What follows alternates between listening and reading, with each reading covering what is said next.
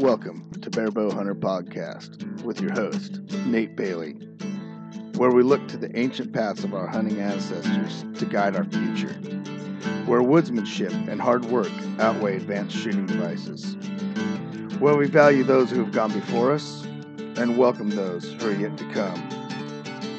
Join us as we exchange valuable insight about the Bear Bow Hunter's lifestyle.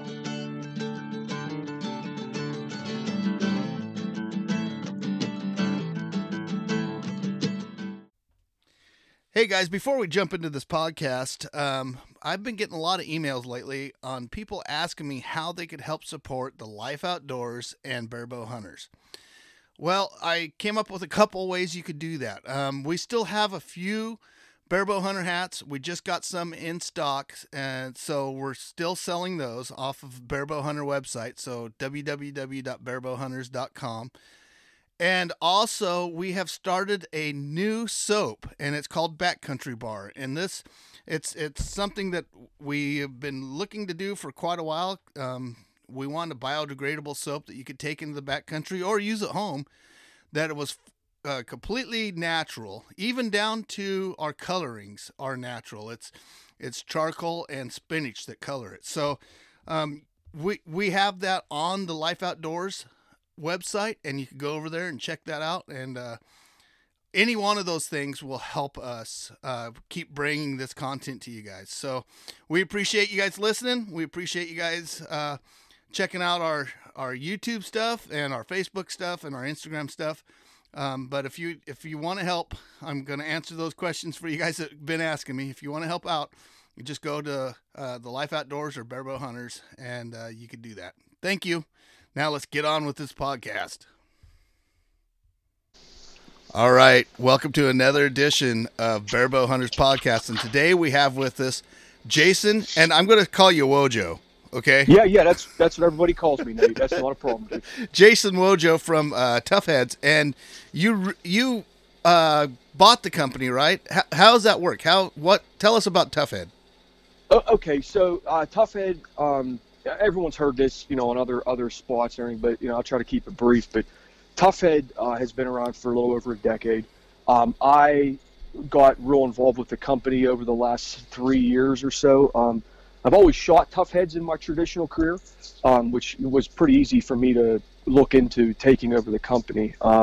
Anyways, about 2 years ago, I officially took over. I didn't buy the company. I bought the rights and the manufacturing and all the design and everything like that, and incorporated into my own company. So, I took over the reins and took over production and marketing and all that stuff. Right on. Okay, I see. And so, with Tuffhead kind of came around on the belief of some of Ed Ashby's studies. Am I correct? Yeah, that's correct. So Joe, the original owner, Joe Furlong, he was a longtime traditional bow hunter. And like a lot of us traditional bow hunters, he got into the Ed Ashby studies and started falling into it, and realized there wasn't too many products on the market that follow that belief.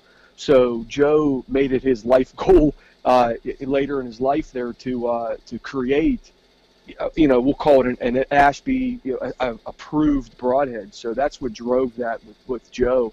And my hat's off to him for what he had to do to make this happen. But yeah, that's exactly what it was. This head was designed around the original Ashby studies from years ago. Right. And I've shot the metal heads. You have two different heads right now, or am I correct? Yeah. There's two. Well, there's three different heads per se. There's the Tuffheads, which are the 225 and a 300. The Tuffheads are the stainless steel.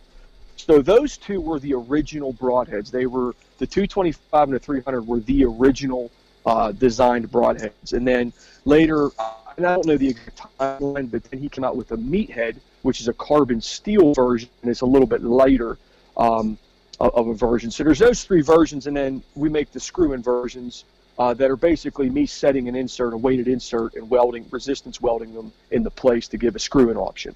Right.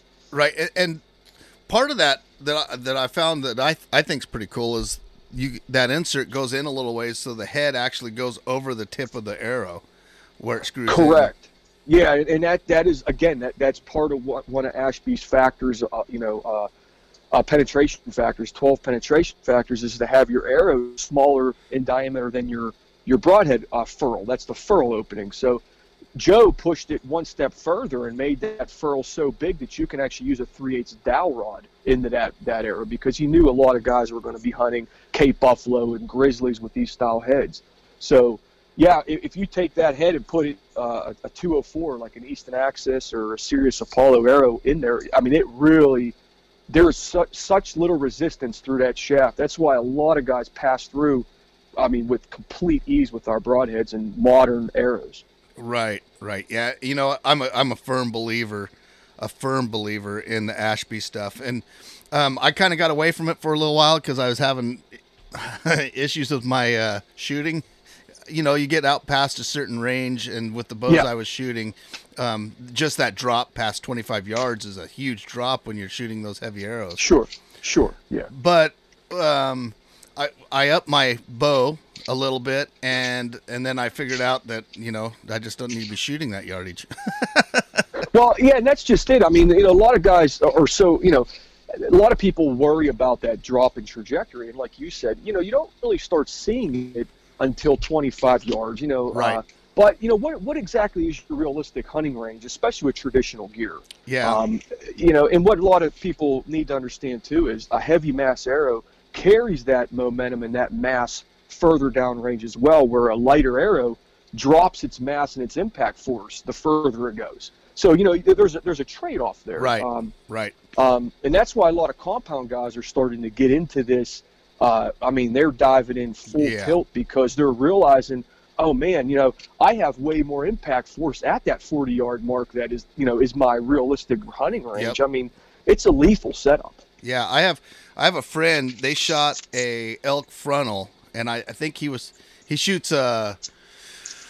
Oh man, I would like to say it's over 28-inch draw on a compound, and he shot an elk frontal, and it came out its back end. Yeah.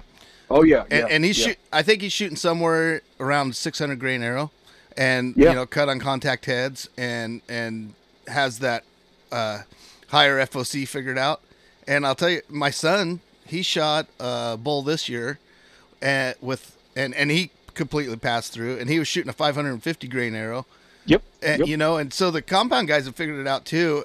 And it's funny too, because a lot of the compound guys that I'm around that are shooting the heavier arrows are like, well, you know, I'm only gaining like 10 yards, 12 yards, or 15 yards. Yeah. I think I might start shooting my trad bow. Yeah, right. You know, and it was cool this year. I made a bad shot on an elk this year, and that went all the way through and broke I shot him too far back. He spun on me, but if I was shooting a light arrow, I probably would have not killed that elk. I might have killed it, but not got it, right? And yeah, right. And it went all the way through and then broke his back leg.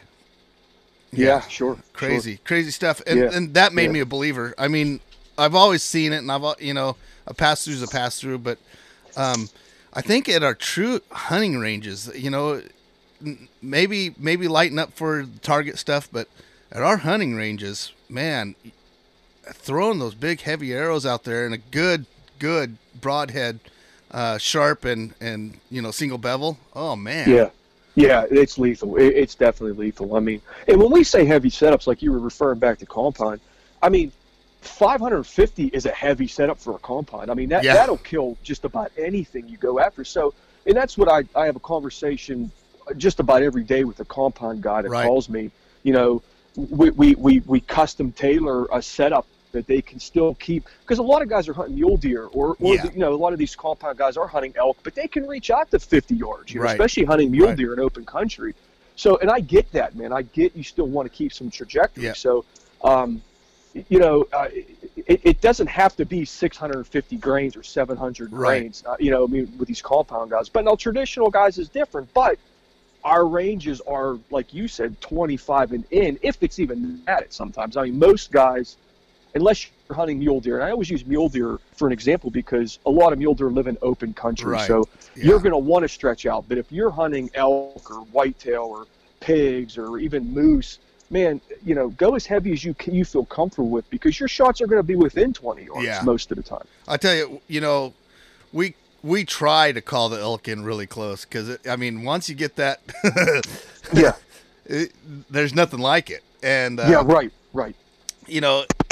Turkeys are another one that sometimes being able to reach out there is kind of nice. I have a friend that he killed his turkey at about 35 yards with it was a Valkyrie system and a heavy system, and we were almost like, wow, that was kind of way overkill. But it was one shot, and I've seen some. I guide turkeys here in Oregon, and I've seen guys shoot them 5-6 times with cut on with mechanical heads and light arrows, and it's just crazy. Turkeys are pretty tough. They are kind of the targeted animal for a wider cut broadhead, because their vitals are so small. I'm not going to sit here and tell you got to shoot a tough head at a turkey, because it's really, you're probably better off with a wider head. But I have guys doing it all the time. But turkeys they're a tough animal. They really are a tough animal to kill, because that vital area is so small, and there's so much voided area in those things. Especially a puffed up tom. You really got to put cut a lot of feathers. Right. Turkey's a whole different animal. A whole different ball game. I will add this though. If you are hunting with, I'm kind of like the one rifle guy too. If you hunt with one setup, you should hunt everything with that setup, because then you know it. And I agree. Yeah, I don't disagree. And Tuffheads, the thing about Tuffhead, the guys listening to this that haven't held one, they need to hold one, because the thing about Tuffhead is there's a lot of cutting contact there. Oh yeah. What is that? 3 inches, 3.5 inches? Yeah, and that's what we keep trying to preach to some people. It's 3 3/16 long, so you have 3 inches of cutting on each side. It's not. You don't always go by the width of the broadhead. That all that edge is cutting through the animal. The more contact, the more surface contact on an animal's tissue, the better. So that's why, most animals that get shot with a 3-to-1 style, or we'll say my tough heads, they're dying. They're dying. Yeah. Regardless of blood trails or anything, they are dying because there's just so much lethality going through that animal, so much cutting surface. Everyone's all hooked up always on the width of the broadhead, Yeah. Well, that doesn't always mean anything, because the big downfall with the width is your deflection rate is huge. If you have an off-cambered shot, an off-angled shot, and you hit a rib bone, man, you're going to get some major deflection out of a wide cut. Yeah. Well, you just look at it this way. If you're cutting cheese with a knife, if you have a short knife and you can only push it an inch, you're going to have to go back and forth several times to cut that piece of cheese. If you have a 10-inch knife and you run it through once, it's going to cut it off. Right, exactly. And people don't understand that. There's a broadhead out there, and I won't mention it, but I've seen, I don't know how many animals hit, and some of them marginal hits, right? Yeah. With that broadhead, but I've only seen like 2 animals die from it, and a couple of those hits, they should have just, it should have been no problem, but they hit them a little high in the lungs or whatever, and the cutting surface on that thing's only like 15/16 of an inch or something, and I just, man, I don't know, I've never seen a 3-to-1 not do its job. Let's put it that way. Yeah, exactly. Yeah, that's just it. And like you were saying, to go back to one setup, I'm a very firm believer in, get used to shooting, say 300 grain broadheads, and that's one reason why our new line, we have a 3-blade as well as a 2-blade to match that weight. So, you can tune everything with that front end weight, and then depending on the animal you're going after, you can put the appropriate broadhead on. So that was part of the reasoning behind some of our design on that new style head. Right. Yeah.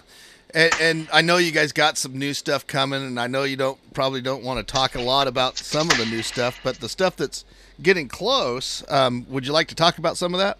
Yeah, absolutely, man. Yeah. Whatever you want to talk about. Yeah.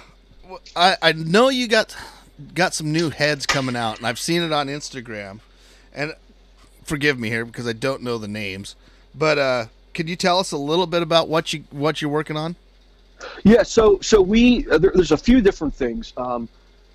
First, the big project from last year till this year is our Evolution series, which really made a right-hand turn with the way Tuffheads are, the original Tuffheads. The original Tuffheads are 3-to-1. They're a laminated, a pressed laminated broadhead. They're hand built basically. I wanted to expand Tuffhead because there is good designs out there that work if they're designed properly. So we went down a couple of different roads. So we settled with the Evolution series. It's a one-piece monolithic machined head, and we created it in two different weights, a 200 and a 300 grain weight. The 200 grain is a shorter, stockier style. That one we designed for your mule deer, even your elk hunter and down, that the compound guys. We put flight characteristics into the design, all that stuff, and this thing is extremely accurate. Out to 60, 70 yards, extremely accurate. And then I still, internal a company at heart, to have a monolithic traditional head. So that was the 300 grain version is more of a traditional style monolithic head. So that's what we came out with, and we really played with the designs on them so that they, for the style of animal we designed them for, we made them as lethal as possible for that style of hunting. And we also created a 3-blade, which is really a tough head, but I've been getting asked for the last 3 years to design a 3-blade, and really there's not too many ways to redesign a 3-blade. So we just took everybody's 3 blades, tore them apart and tried to figure out, well, how do we make this a better system? And number one, we used the S7 tool steel like we're using in the whole Evolution line. And we shortened it down, we stretched it, and we, because obviously with Tuffhead, penetration and structural integrity is our highest standard. So, right. We put a lot of thought in in redesign, we'll say, the thought on the 3-blade. So, and we got really good results with the 3-blade. The 200 grain especially, man, the flight characteristics that with the design that we implemented into that is super, super accurate, man. Because one thing we found with 3-blades is they'll float at a distance, depending on whether width or whatever. They love to float and drift. So we tried to go back to the drawing board to figure out why. So we like to think we figured it out. We put some aerodynamic channeling in it. I saw that part of the rib. Yeah, it was just a small thing. What we do is we raised that inner rib. Number one, that added structural integrity, but it gave us the ability to dish it out. And if you look at a lot of mechanical broadheads, one reason why they fly so well is there's not a big fin hanging out there, right? Yeah. But if you look at the cones, the points on mechanical broadheads, they have that dish on them. Yep. They're like funneled out. Well, the reason why is at high speeds and long distance that stabilizes that arrow, and it is in right where it's supposed to go. So we took that and put it in the inner rib of the 3-blade. So I'll tell you what, it worked wonders. There is no rise, there's no float. These things are just driving in where they're supposed to. Right on. So we're actually pretty happy about the 3-blade. I actually took a really nice whitetail buck with it this year, and it just, with my traditional setup and everything, and I used the 300 grain, and it just blew right through. Just like it was a 2-blade. I was really impressed. Right. So when would you recommend the 3-blade over the 2-blade, like in brushy stuff? You know what? Everyone asks me that. Hey, I want to get the 200 grain. Which one should I get? And that's just like, man, really, if I was going after elk and up, I probably wouldn't use the 3-blade. Yeah. Only because you really got to worry about bone splitting and penetration, right? We want to penetrate. We want to stack the odds in our favor as a bow hunter. So, but whitetail hunters, even mule deer hunters, because of the flight characteristics, that 200 grain, it's a toss-up. It's just, there's a lot of people out there, Nate, that just are tried and true 3-blade hunters. Yeah. That's what they use. Yep. there's been a couple guys I've stumbled across in my design, which actually helped me in some design attributes that, man, they've hunted Cape Buffalo with 3 blades, and they love them. They swear by them. Yeah. So, you know, I'm not going to sit here and tell someone where to spend their money. I'm just giving you the options, you know. Yeah. Yeah. I just tell them, hey, buy both. Buy the matching set, right? Buy the 200 grain single and the 200 grain 3 blade. Play with them. And and you can figure out what you want to do there. I mean, you can tune it in, like we said. You can tune it in. You can hunt your whitetails, and then you can go hunt your elk and just use the same weight, right? You know, it's all tuned. So. Yeah. Yeah. You know, I'm. You know how many guys I know that have killed, I don't know how many elk with like a snuffer or with a with a woodsman. Yeah. You know, and so the 3 blade people. You could get on the internet and you get people that are pretty passionate about all sides of that. I know, and that's why I'm not going to sit here. Me too. Which kind of goes back to our conversation before we started recording. I'm not going to get into the drama and the arguments. Yeah, you know, you're right. You can make anything in your favor, right? Your argument can always go in your favor. But that's why we did it. But if I was going to bring it to market, the 3 blade, I wanted to make sure it was hit a good all my marks. Yep. You know what I mean? Yeah. And actually, I'm pretty proud of it, to be honest with you. Oh yeah, it's a cool head. It is really a cool head, and it's going to be in my quiver. I will probably hunt whitetails with it in PA. Since it did so well for me last year, that's probably going to be my whitetail head this year. Gotcha. The 2 blades are going to be my buffalo, my elk. If I go after pig again, that'll be my single bevels on those hunts. But the whitetails, I think, you know, whitetails are pretty soft, Nate. I think you know that. I mean, they're not. I mean, crushing a bone in a whitetail isn't that difficult. Right. You know, even if you pass through the first shoulder, you know, if you hit the off shoulder, depending on your poundage and your arrow weight, you're going to take that animal out. I mean, you're pretty good. We decreased that cutting diameter, so you know that gave us the ability to rake that blade out. So now you have a higher or a less deflection rate with our 3 blade too. So. Oh yeah.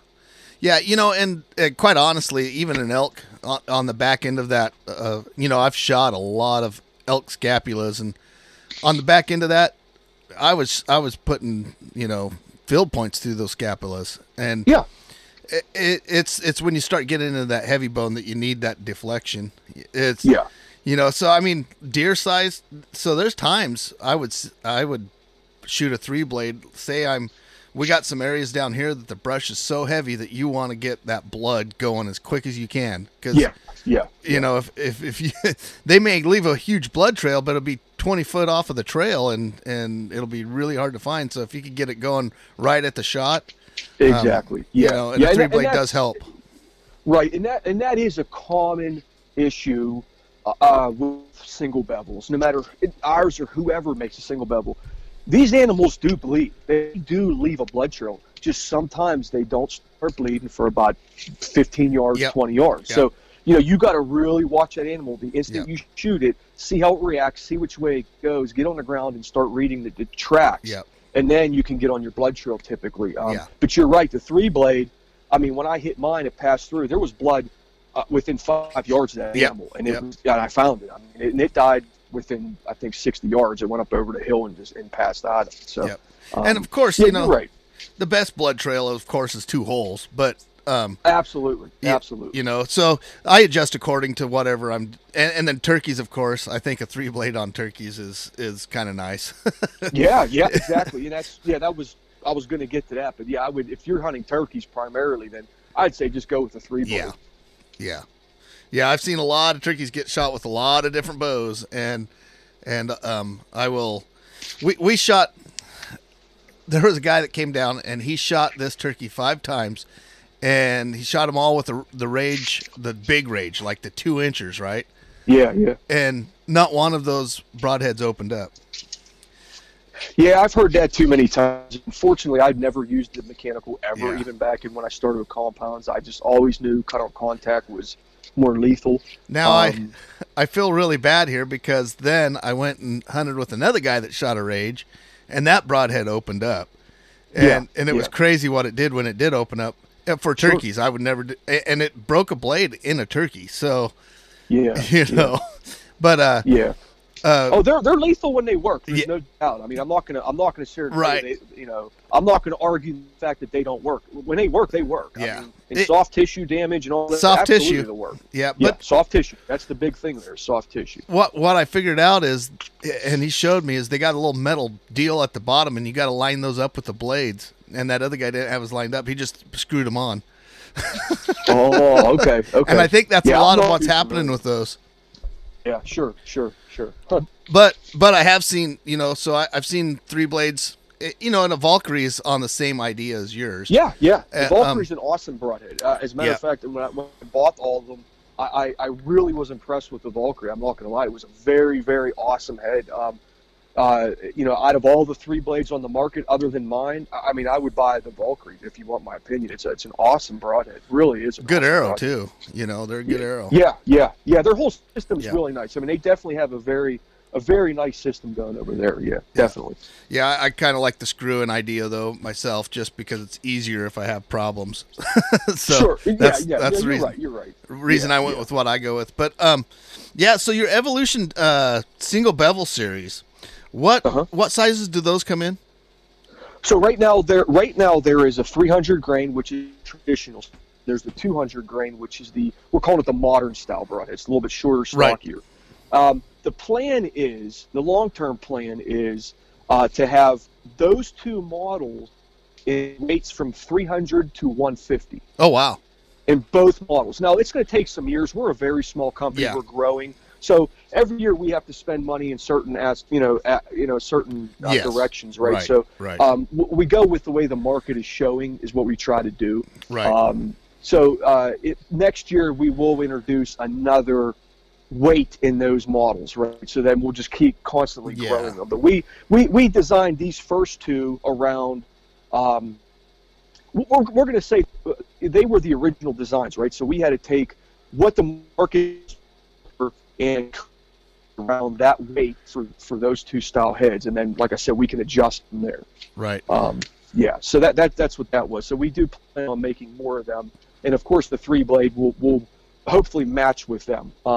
And as a disclaimer, before anybody asks you or me again, no, I will not make a 125. Okay, everybody, we are a heavyweight broadhead company.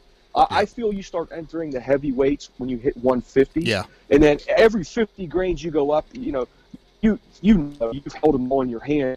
You just start feeling more and more and more lethal as you hold them. Yeah. So 150 is a big jump from 125. So Yeah. we will go down to 150 at some point. And then like I said, go up to 300. So we feel that those are lethal, ethical weights for bow hunting. So Yeah. And so you guys 200, that sucker looks strong. They all look strong. They all look strong. They are. But that almost looks, if I was shooting a compound, I would be looking really hard at that. How long is that thing? So it's 1.4 inches long by 1 inch and 3/16 wide. So we went in between 1 1/8 and 1 1/4. That way we can, and a lot of this was driven by design. Okay, Right. It was driven by what's the intent and how are we going to get this thing to maximize the potential of it. So that's where we didn't just draw this on paper and say this is what we want to make. Right. We really went, and then with U7 tool steel, which if you're familiar with tool steels, it is extremely tough. I mean, it's a shock resistant impact tool steel. I'm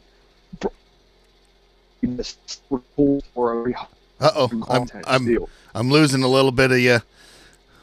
Okay. Yeah. Am I all right? Hey, you're good now. So can you say that again with what kind of steel it is? Okay, so with the Evolutions, they're all S7 tool steel. Gotcha. S7 tool steel is an extremely hard impact shock resistant steel. So it's made for impacts. It's actually made, they make jackhammer bits out of it. I mean, it is an extremely hard steel. So we tried a bunch of different steels, but we kept coming back and settling on the S7 due to its strength. Nice. So that helped us in 2 ways. Number one, it kept structural integrity extremely high, which is very important. And it also gave us the ability to push the boundaries and go with a 20-degree bevel. not your standard 25 or 30 degree bevel on a single bevel. Right. We really wanted to bring that attribute into it for a few different reasons, but we had to use the right steel to accomplish that. Gotcha. And so, what do you guys use to sharpen them with? When you're talking, some of these heavier steels and things like that, just a normal diamond sharpener, or what? Yeah, what do you guys like? absolutely, you can. Yeah, I mean, you got to put a little extra elbow grease in any kind of tool steel Sure. out there, like ours or Iron Will. Right. Velcro uses a nice tool steel. Even VPA uses a tool steel. So you got to put a little extra elbow grease in it. You just have to. It's just part of the thing. If you want a strong broadhead, you got to do. But we played with the heat treat, for a while. So we treated it. We tempered it as light as we could to make it manageable to resharpen. Right. But still strong enough to take the abuse it's going to take. So, and that was another reason why we brought the 20-degree bevel in. That 20-degree bevel, you just look at it and it's sharp. I'm telling you, it is extremely sharp when it's not sharp. So right. It makes resharpening so much easier. You can feel that edge, that bevel edge, and you can basically do it by hand. You don't need anything sophisticated to sharpen it. So that was very important to us because we want everybody to be able to maintain their product. Right. We like to feel that you're buying a Tuffhead as like an heirloom broadhead, right? Like you'd buy a $1,500 recurve bow with engraving on it. I mean, we want you to have it for a long time, so we want you to be able to maintain it. So that always goes into our thought when we design things. Yeah. Have a broadhead that speaks so you could show people, hey, look, you know what? Yeah. In 2020, we killed something with this, and then 2021, it's this one. Yeah, well, that's what I've always done. Whenever I kill something, I keep the broadhead and I keep the arrow, and it actually goes into my trophy case. Because it has a story. I kind of retire it once it's killed something. No, I mean I can use them again and again, but to me that's just something. That when I have grandkids or something, you sit down in the den and you talk about all the deer heads and everything, and then you can show them the arrow. Oh, yeah. It helps you relive everything. So part of that tradition. Yeah, exactly. And that's what I always did. So I kind of always have that thought in my head, Right. Yeah, no, I totally agree with that. And another thing though is, and I know guys that do this, is they'll use the same head over and over, and that's their first arrow. And that kind of, and that's kind of tradition as well. If you think about it, that's kind of the old school stuff of, knights and way back, the archers. Absolutely. So absolutely. And that's why, in knowing that, that's why I wanted to make sure that our broadheads are easy to maintain, right? I mean, they're you can even do them in the field if you have to. That's why we have that little bevel sharpener and stuff like that. I mean, we want you to. You're making an investment. That's what we look at. I mean, the Evolution series is not a cheap throwaway broadhead. Right. They're not. Right. And they do come with a little bit higher of a premium because of a lot of the design, the machining, the material we're using. So, they do come with a little bit of a premium. Oh yeah. Anytime that you machine something out of tool steel, and then, it's going to be more, I mean, but it's kind of, I do the same thing I get guys all the time saying, hey man, what about your grizzly sticks? I'm the kind of guy that tries to keep things as, economical as possible for people, because there's a lot of guys out there that get into this stuff and they, young families and this and that. And they always ask me about grizzly stick, because grizzly sticks are pretty expensive arrows. Yeah, they are. Yeah, they are. And they asked me, and I said, well, let me tell you this. I've had grizzly sticks for the last 3 years, and I have yet to break one. How many of my other arrows have I broken? Right. Yeah, you're it's right. The same idea. It's you're absolutely right. It's value. And it's not just cheap. It's value.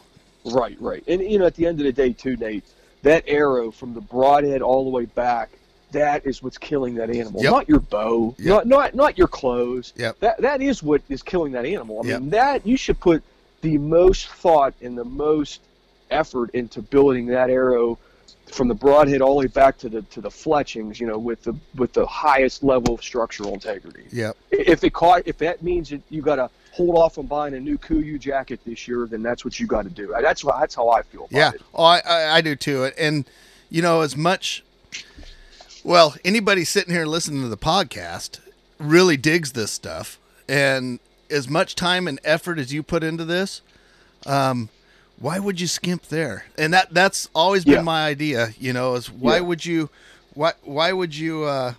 shoot? All it takes is not drinking coffee, Starbucks coffee for, well, nobody drinks Starbucks, right? Not drinking a store-bought coffee, just brew your own. And it's stuff like that we start looking at and we start thinking about when we talk in these broadheads and your gear. I've been trying to do a lot of different things here arrow-wise, trying to figure out a way to create an arrow that performs close to some of the the higher end arrows, and I'm having a hard time getting it done. I don't think you can. So my idea now is, and I've seen what these arrows have done, and I could I don't know, me personally, that's where I'm going to put my money, and and I don't know. It's just one of those things. One of the ways that we sharpen ours out in the field is we use that Work Sharp guided sharpener with it's got diamond edges. I don't know if you've ever seen one. I think so. Yeah, and I would love to put one of those across one of these higher steels. I'm right now I'm using stainless steel and it works great on stainless, but I'm looking to move my setup this next year, and it'd be cool to see how that works with the diamond sharpeners. Yeah. No, they work on everything. And like I said, with that 20-degree bevel, not only does it have mechanical advantage properties that we wanted to bring into it, it really made it maintainable, extremely easy to maintain. And quite frankly, like I said, they are so sharp without being sharp. Really, if you have a good leather paddle strop with some aluminum oxide powder, I tell you what, man, that's all it takes a lot of times. I tell you what, as a matter of fact, I just completely opened up a new account with a sharpening company. I have my own special blend of stropping powder now. We got these really awesome stropping paddles in stock. Because I really feel that stropping your broadhead, as far as maintenance, is the best thing you can do with a broadhead. Best thing you can do. Yeah, it's funny. People don't realize how much pulling it in and putting it in your quiver takes off of the edge. Yeah. And a guy should touch those every so often. And I'm of the same idea. I on my tool, it's got a little stropping edge on the back too, and that's what I'll do is and chromatic, and I'll just run it across that a couple times. And then another thing about here in Oregon, especially, and I don't know how those Evolution series how they do with water and rain, but some of the other ones, some of the press broadheads, you got to make sure that they don't rust, and that's something that happens quite a bit. So. Yeah. Well, so to kind of answer that question, a lot of that comes down to heat treat. Number one, if you heat treat a steel well, you will bring out because a lot of steels. Well, let's talk tool steels. No tool steel is a stainless except D2. D2 is a stainless tool steel. We tried D2. We wanted to make. The problem is we couldn't hold an edge retention. Our edge retention wasn't as high. See, stainless steels are very difficult. They are great for corrosion resistance, but as far as a knife or an impact, they really are lacking in a lot of things. So, chromium soft. Chromium is soft. Yeah, right. I mean, it has that. So you've got to watch your chromium content. Yep. So S7 does have a small marginal amount of chromium in it. We heat treated it up. If you heat treat it properly, you can kind of bring out the attributes of that chromium. But honestly, I have blades out here now. We leave them outside to make sure, Now, we've had a couple sitting outside for, probably 6 months, and it's winter now, right? So it's damp. There's a little bit of surface rust on them, but honestly, stropping it takes it right off, so it doesn't get embedded into the steel. Right. Now, in normal conditions, I know you're in the Pacific Northwest. You're going to be fine. Really, for normal hunting conditions. But people can't be stupid.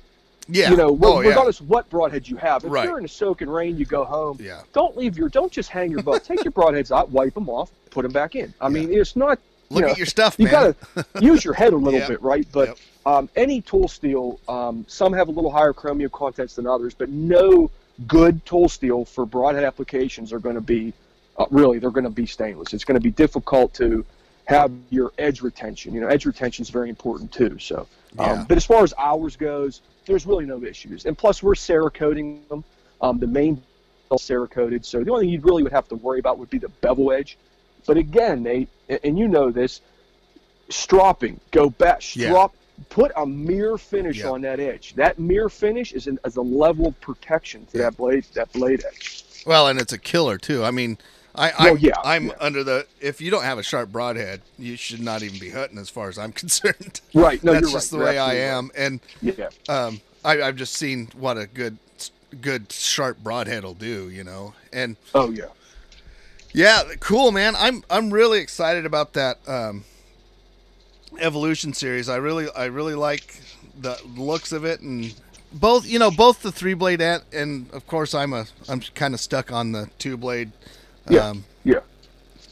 But a lot of people. So I've had people ask me about blood trails on the 2 blades, and I tell them, well, and I've shot things with Magnus over the years, and they did well. But with the single bevel, it's even, you get that blood trail a little bit quicker. It seems to open things up a little bit better. Well, yeah, I mean the whole thought behind the single bevel is, in soft tissue we're talking right now, it does that twisting effect. So it creates an S pattern. It doesn't create a slit per se. So it should open up that wound and be able to dump blood. But it is very common to not have that blood, like we discussed earlier, for a few yards, right? So, you do have to pay attention to that. But listen, you know this. You've seen enough things killed. You can shoot the same broadhead in the same animal, and you're going to get 5 times. You're going to get 5 different results. I mean, you can't. At the end of the day, did the animal die? Did you find it? That's really what's important. Now, one thing we did do into the Evolution series, which is an attribute from the original, is our center line, our furl design is large. It's a 350 diameter. So the reason behind that is, number one, for penetration of your arrow, right? So there's less resistance. Number two, which a lot of people, I try to preach this, when that single bevel goes through and starts twisting, that center furl being bigger rips that center opening more. Right. Okay. Which means it won't seal as quick, so you'll be able to dump blood faster. Right. And I'm telling you, it works. It definitely works. Than having a standard 5/16 furl the whole length. Ours is a 350. It's bigger than, it's almost a 23/64. And then we taper it so it lines up with your arrow real nice. But that is a thought into these heads that you really can't see until you put them on your arrow, and you're like, oh yeah, this got some mass to it, and it's got that larger opening. So, knowing that single bevels are a culprit for not laying blood right away, we put that into our application when we designed this. So. Right. Well, Jason, we've been on here for a little bit. I was going to ask you a little bit about your hunting plans this next year. Are you going to try to get out west at all? Actually, I am. Yeah, I haven't been out west for a couple years. Well, COVID last year kind of hindered a lot of travel plans. So I spent a lot of time. Yeah, I spent a lot of time over here in the Northeast hunting black bear basically last year.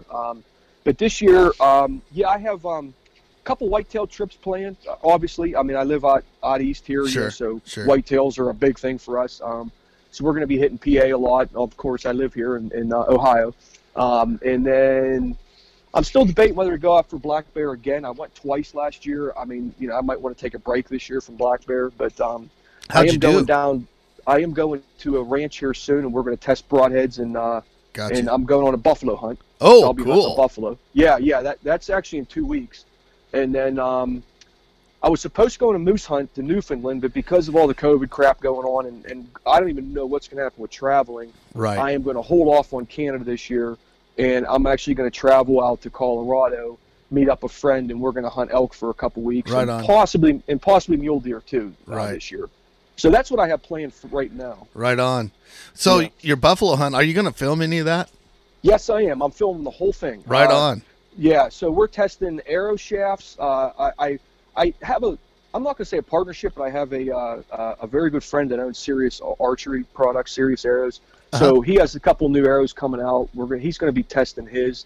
And obviously, with all my new heads, we want to get a buffalo down with the head, and then we're gonna, once it's down, we're gonna test impact and bone shattering effects and stuff with all the other lines of our heads too. And plus, there's a couple other animals we can hunt on it. So it is a ranch style hunt, but it's about 2,000 acres. Yeah. And I'm going to use my recurve obviously on the buffalo. So well, in buffalo, or we have a few of those places around we used to, and I was actually looking at price per pound of buffalo and then price for going out and doing it.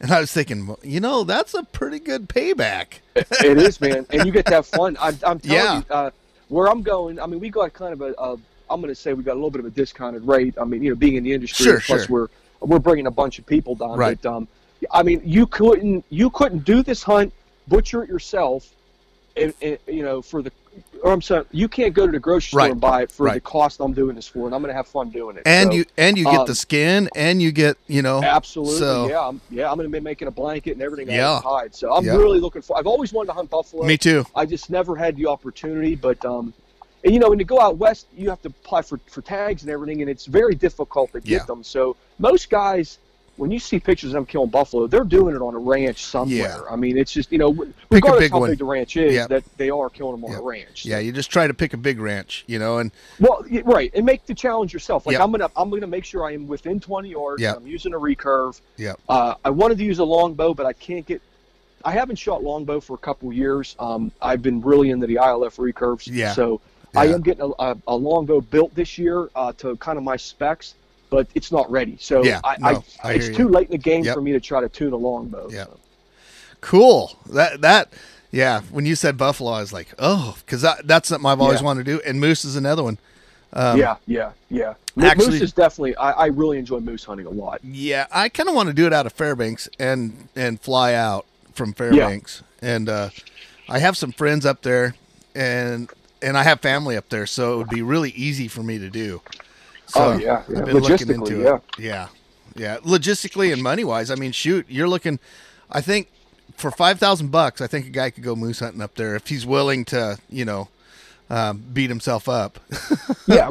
Right. A moose hunt. You can do it. Yeah. You can do a moose hunt for about $5,000. Yeah. Or, depending on how, like you said, how much you're willing to suffer. Right. Yeah. And I'm 50 now, so I got to hurry up and do it before I don't want to suffer anymore. Well, there's other hunts, but the thing is you pay a little more of a premium for the non-suffering hunts. Yeah, I know, but part of it is suffering for me. I agree. Spending the night, and I got one of those new TP tents, hot tents, and it would just be, I don't know, that's something I'd really like to do before I get to where I don't want to suffer anymore.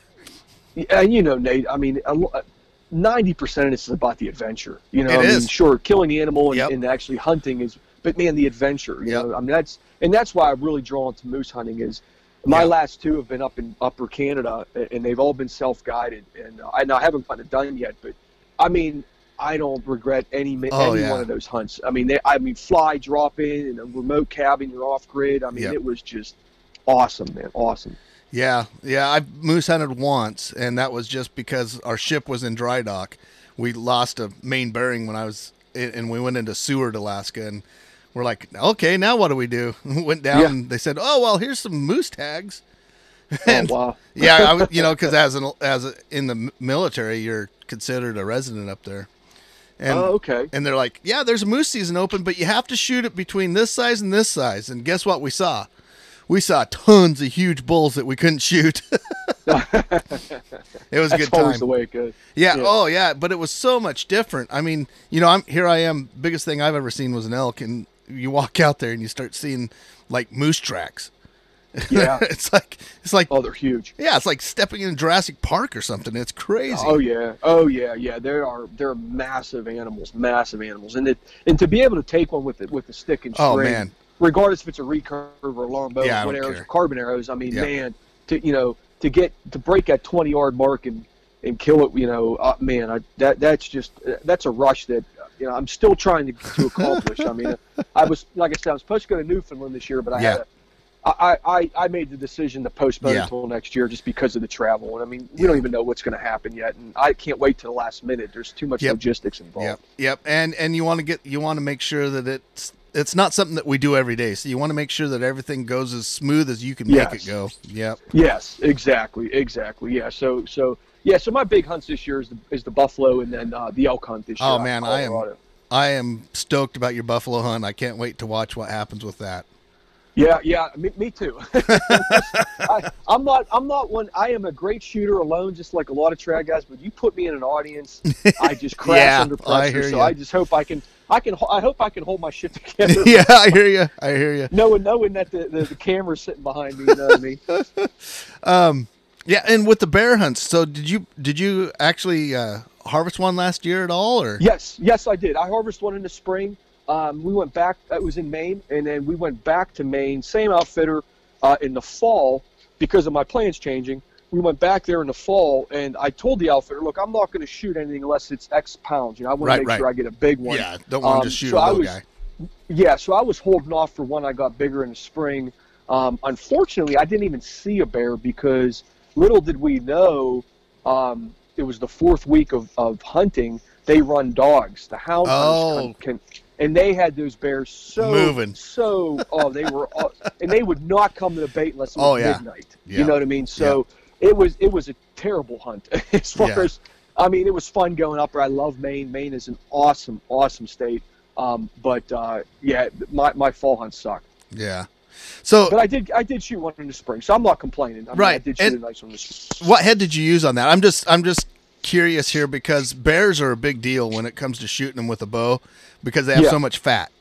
They have so much fat. Right? Fat and hair. Well, so I shot a prototype at the bear. Oh, okay. It was not the Evolution 200, but it was the same profile, but it was a 250 grain head. It was just a little bit longer, but the width was the same. So it was very similar to what the Evolution. Actually, what the Evolution 250 is going to be. Gotcha. So that's kind of what it was. Now, I have taken it with the meathead before. It worked phenomenal. Yeah. But like you said, it's shot placement. You can't shoot it too low. Yep. You can't shoot it too high. You got to get them right where, and you got to get 2 holes in a bear. You absolutely have to get 2 holes in a bear. Yeah. And they die pretty quick. You put 2 holes in them in relatively the right spot, you're going to kill that bear. Yeah. So, a lot of times, though, they're tough. Well, they're not tough in that way, but they don't leave a lot of blood, and when they die, a lot of times they'll die underneath a stump or something. Yeah, they can be difficult to find. Yeah, and you're right. They might have good blood, but the problem is all that fat. It fills up the cut. Yep. You got all that fur. It's soaking up that blood. They can be difficult to track. So it's very important to get 2 holes in that bear as fast as possible. Yeah. I'm a firm believer in that too. I just that's sorry about that, but I wanted to, because there's not a lot of guys that are getting a lot of bears. We out here, we have tons of bears in Oregon. Yeah. And okay, anybody listening to this, come up to Oregon and shoot bears. We need you to shoot bears. You could kill 3 a year. And oh, really? Oh yeah. Yeah. And for an out of state guy, it's like $250. I'm coming. I'll come next year. Right on. Yeah. Spring season starts, and spring bear hunting is probably my favorite because that's when they're on the grass. Yeah. And we find some big old boars on the grass. We have yet to kill one. Jerry Goins and I, we get into them. Yeah. But they get on the grass, and so what you do is you just start glassing. We can't use bears and we can't use bait, or we can't use dogs and we can't use bait. So same here in PA. Yeah, we can't do that here in PA. So you got to do spot and stock and get in front of them and stuff. So that's something that if you guys are listening to this, contact me and I'll hook you up. I'll tell you how to do it, and I'll even send you pins.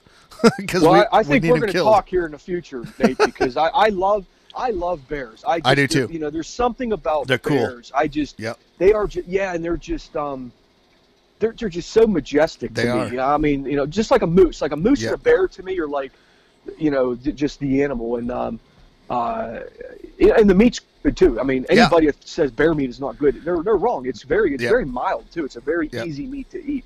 But I always wanted to do more of a spot and stalk spring bear where you can glass the hillsides and find, they're going to come out to that grass like you said. Yeah. But I just never made it a point to do it. But I might have to take you up on that one of these next year or so, and, and make some plans to do that. That'd be fantastic. Yeah, Jerry and I have a ball doing it. We do it almost every year. If you look at some of our YouTube videos, you'll see quite a few bears. It's a lot of fun. We really enjoy it. The fall bears are a little bit harder on us. You got to go hit the berry patches and stuff like that. But we're usually like scouting for elk, and that's how we bear hunt. But I got you. Yeah, you just stumble across them. And if I got serious about it, I'm sure we could really find some bears. Yeah, right. No, that's cool. Yeah, that's great, man. Yeah, I mean, in PA we have a very good black bear herd. I mean, there's a lot of black bear population here. But like you said, we can't bait, we can't run hounds. We can only hunt them in the fall, and the season typically is after the berries are already gone. So they're very difficult to find. So most guys do drives, or they're more successful with rifle. If you're archery hunting them in PA, most of the time, unless you live in the areas where there's a heavy density, you're going to lock into a bear. You're not going to hunt them and find them. You know? So, but that is one of my goals, is to finally take one with NPA with the bow. But it's definitely a task that's going to take a lot of effort. Yeah.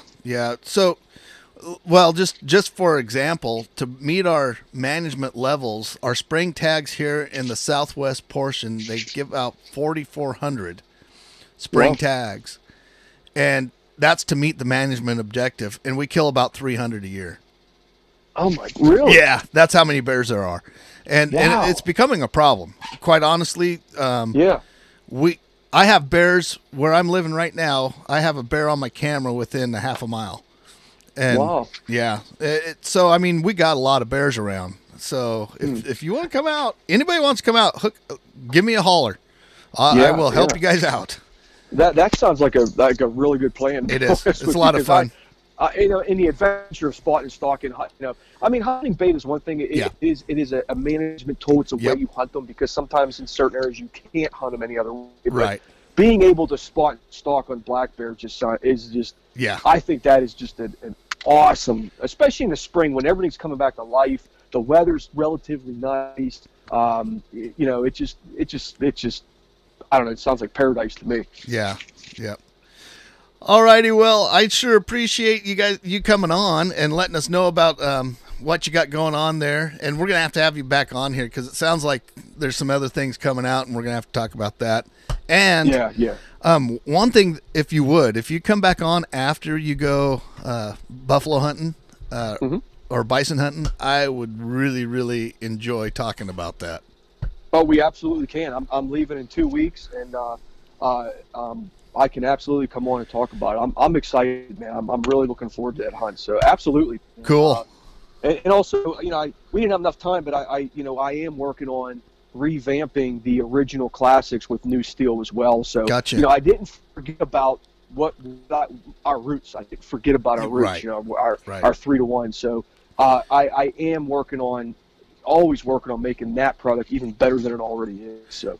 And we could talk about that later too, but there's a lot of stuff we're doing with that steel as well. Well, yeah, I've shot the meathead quite a little bit and played with it, and it's kind of the same thing, just not the same steel, right?